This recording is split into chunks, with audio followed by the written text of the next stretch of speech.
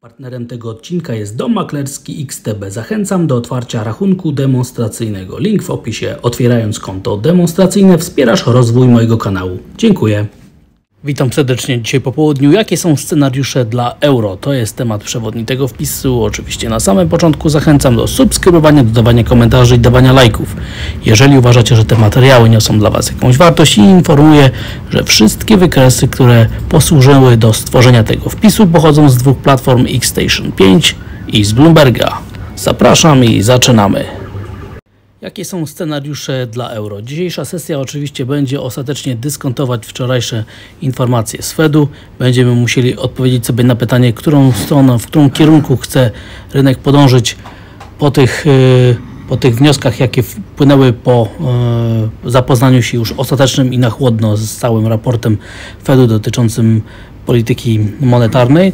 No jak widzimy, kolejne godziny w Europie przynoszą dalsze umocnienie amerykańskiego dolara i osłabienie euro. Pytanie oczywiście, co dalej, ponieważ jak widzimy tutaj na wykresach średnioterminowych jest nadzieja na to, że dojdzie do wzrostowego odbicia na parach związanych z euro.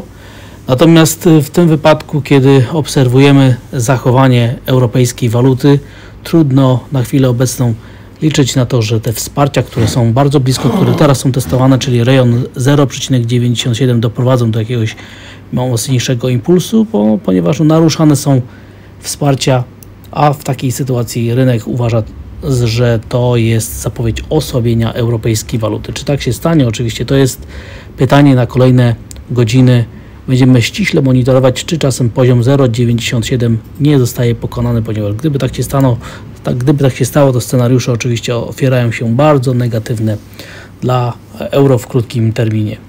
I oczywiście druga strona euro-dolara to jest amerykański dolar, który jest pchany coraz wyraźniej w górę.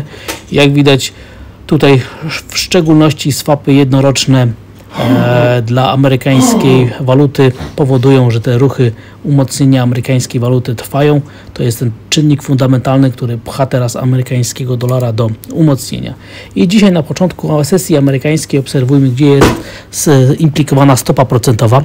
I na przestrzeni ostatnich 24 godzin widzimy przesunięcie o ponad 20 punktów bazowych, a względem dzisiejszego poranka w Europie przesunięcie znowu jest o kolejne 10 punktów bazowych i rynek już widzi, że stopa procentowa w szczycie cyklu podwyżek stóp procentowych, czyli w okolicach maja 2023 roku, może osiągnąć poziom 5,17. To jest teraz miara wyznaczana przez rynek pieniężny. I analogicznie dla strefy euro tutaj zmiany są dość kosmetyczne, ale jak widzimy, wrzesień 2023 roku jest wskazywany na implikowanej stopie procentowej na 2,95, czyli jest mocniejszy ruch w kierunku przesunięcia podwyżek, szansy na podwyżki stóp procentowych dla Stanów Zjednoczonych, a zdecydowanie mniejszy dla strefy euro.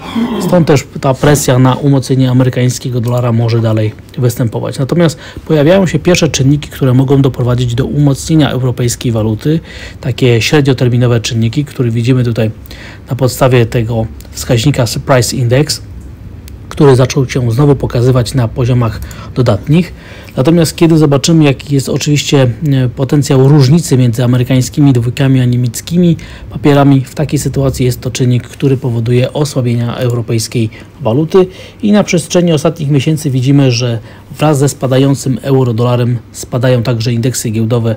To jest sygnał, że kapitał z całego świata szuka w amerykańskiej walucie bezpiecznej przystani jako miejsca, gdzie jest bezpiecznie, gdzie jest płynnie, gdzie można po prostu zaparkować w trudnych czasach swoje kapitały. No i oczywiście odpowiedź na pytanie, jakie są scenariusze dla euro. I znalazłem na Bloombergu bardzo ciekawy raport, który pokazywał, jakie mogą być implikacje dla strefy euro w sytuacji tego, co się może wydarzyć w najbliższej przyszłości w ryzyku geopolitycznym, czyli podczas konfliktu Ukrainy z Rosją. No i widzimy, że najbardziej prawdopodobny scenariusz, czyli mający około 60% prawdopodobieństwa, zakłada, że konflikt zbrojny będzie się przedłużał w czasie. I oczywiście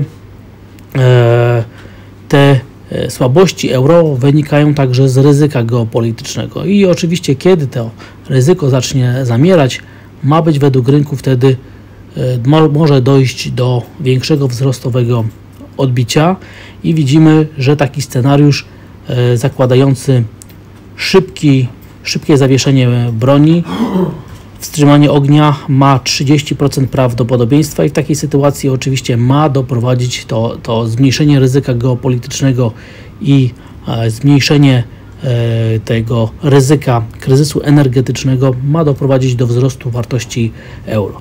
Oczywiście gdyby Rosja zaczęła eskalować konflikt zbrojny, a ma to 5% prawdopodobieństwa, to w takiej sytuacji oczywiście euro zaczęłoby mocno tracić, natomiast kiedy doszłoby do przewrotu wojskowego albo do przewrotu w Rosji i prawdopodobieństwo takiego scenariusza także wynosi 5%, to w takiej sytuacji mogłoby dojść do oczywiście znaczącego zwiększenia krótkoterminowej zmienności, ale raczej miałoby to prowzrostowe dla euro implikacje. W takiej sytuacji można by liczyć na umocnienie europejskiej waluty. Czy tak się stanie? Będziemy ściśle monitorować. Myślę, że warto to zapamiętać. I na przestrzeni ostatnich godzin doszło do oczywiście zmian implikowanych ścieżek zachowania stopy procentowej w Stanach Zjednoczonych. Na następnym wykresie widzimy, jak to ma funkcjonować i jeżeli obserwujemy zachowanie stóp procentowych amerykańskiego dolara, to patrzymy na dwa inne instrumenty finansowe. Dolar jena, w ogóle generalnie jena japońskiego oraz cenę złota, ale do złota dojdziemy. W tym wypadku widzimy dalsze wzrosty rentowności amerykańskiej obligacji powodują oczywiście presję na to, żeby jen był sprzedawany, a dolar jen wybijał się nad swoją średnią, licząc na to, że będziemy świadkami nawrotu do tendencji wzrostowej. Wynika ona właśnie przede wszystkim z zachowania rentowności amerykańskich obligacji, które zbliżają się już do poziomu 4,20% i być może będziemy wkrótce atakować ostatnie maksima z dużą szansą na to, że będziemy trwale je pokonywać. Niemieckie obligacje także zaczynają dzisiaj od luki i wychodzimy nad poziom 2,20%. Być może tutaj nawrót tendencji spadkowej cen, czyli wzrostu rentowności będzie mniejszy, ponieważ relatywnie widzimy tutaj, że presja przeciwko amerykańskim obligacjom, czyli na dalszy wzrost amerykańskich obligacji jest mocniejsza. Natomiast jeszcze dzisiaj o godzinie 13 poznaliśmy decyzję Bank of England w sprawie stóp procentowych i zgodnie z przewidywaniami stopy procentowe zostały podwyższone o 75 punktów bazowych, czyli generalnie dla rynku nie ma to większego znaczenia, ale brytyjska waluta po tej decyzji zaczęła się wyraźnie dynamicznie osłabiać, a sam euro-funt sięga poziomów okolic ważnego punktu odniesienia, czyli takiej osi symetrii horyzontu cenowego o kilkuletniej historii w okolicach 0,87. Każdy powrót na ten poziom naprawdę jest dla rynku sygnałem, że funt brytyjski raczej ma potencjał ku osłabieniu, natomiast utrzymanie poniżej oznacza, że funt brytyjski ma potencjał do tego, żeby się umocnić. Więc zobaczymy, co się dalej wydarzy. Wygląda na to, że rynek jest trochę zawiedziony informacjami dotyczącymi brytyjskiej gospodarki i perspektyw tego, co się może wydarzyć na stopach procentowych. Natomiast sam kabel w tym wypadku widzimy, jak zachowuje się po tych wydarzeniach, które miały miejsce w ostatnich godzinach. A implikowana stopa procentowa dla Wielkiej Brytanii daje nam tutaj prawdopodobieństwo największego tego, że stopy procentowe osiągną swoje apogeum już w maju w przyszłym roku na poziomie 4,60%. No i oczywiście zapowiedzi Bank of England sygnalizują nam wystąpienie dłuższej recesji w brytyjskiej gospodarce i na następnym wykresie widzimy, że ma być to naprawdę pewnego rodzaju płaskowyż, jeżeli chodzi o wzrost dynamiki PKB, w tym wypadku realnej oczywiście, czyli po uwzględnieniu inflacji. Rynek ryzyka uwzględniamy oczywiście Bitcoina, który bardzo ładnie pokazuje nastawienie na presję na ryzyka, bądź też awersję na ryzyka.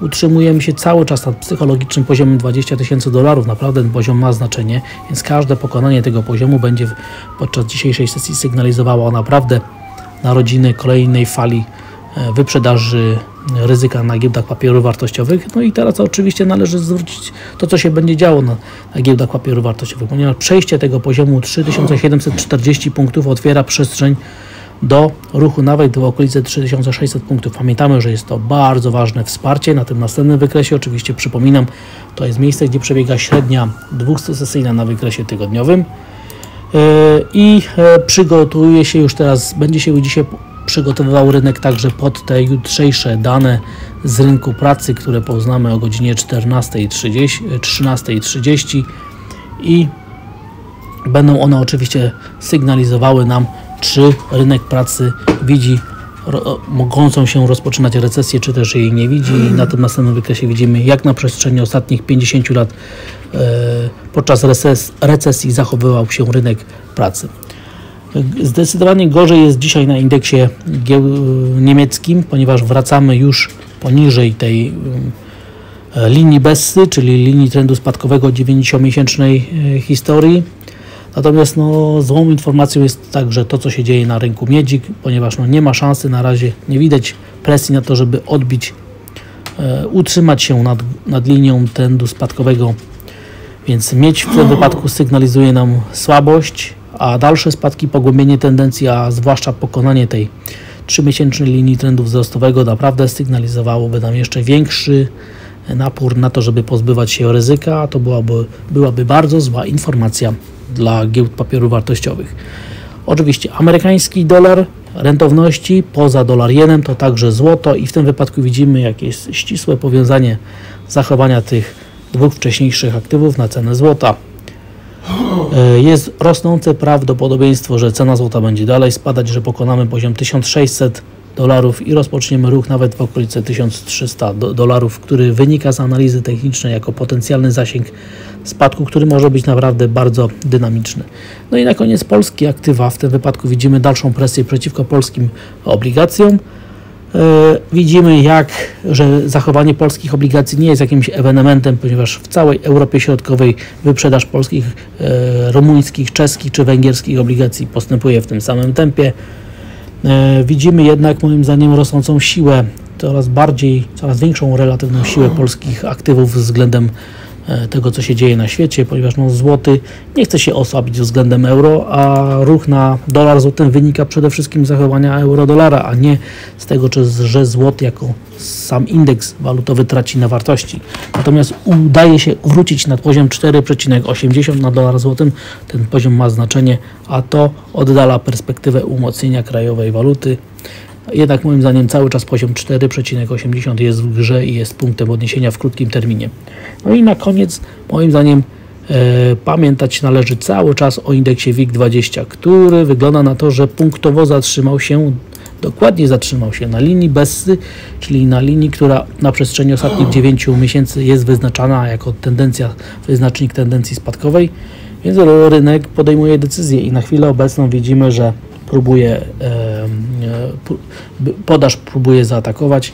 Jeżeli indeksy giełdowe na świecie będą spadać, to prawdopodobnie i warszawska giełda także ruszy do nawrotu do tendencji spadkowej, więc w takiej sytuacji ta linia trendu spadkowego będzie potwierdzona nie tylko w Warszawie, ponieważ analogiczną widać na rynku złota, analogiczną widać na niemieckim indeksie DAX, czy też na indeksie Eurostoxx 50, o którym dzisiaj w porannym komentarzu było zdecydowanie więcej.